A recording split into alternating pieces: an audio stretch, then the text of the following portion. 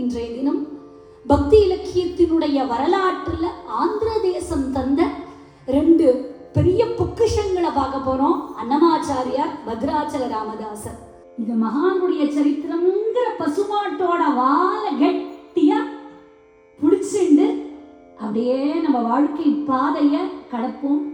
நாராயண ஸ்ரீமன் நாராயண ஸ்ரீமன் நாராயணுனி ஸ்ரீ பாதமே சரணு.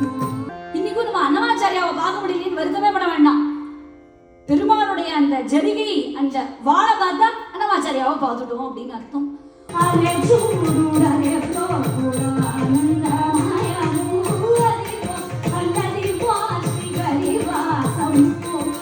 32,000 பாட்டை அன்னமாச்சாரியா கொடுத்திருக்கார்.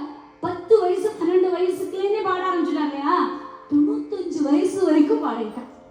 நம்ம ஒரு பாட்டை பார்க்கறத விட இந்த மகான்களுடைய லென்ஸ் வழியா சுவாமியை பார்க்கறது நல்லா இருக்கும். நம்ம லென்ஸ் கொஞ்சம் சுமாரா இருக்கும், தொடச்சுட்டே இருக்கணும்.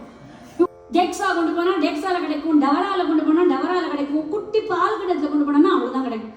ఎంత మాత్రమున ఎవ్వరు తలచిన అంత మాత్రమే నీవు. கோவில்ல போய் தேடுற, மலையில போய் தேடுற, புனித நதிகள்ல போய் தேடுற, அப்பா அங்கெல்லாம் தேடாத. பகவான் உனக்குள்ளே இருக்கான், உன் ஹிருதயத்துல இருக்கான்.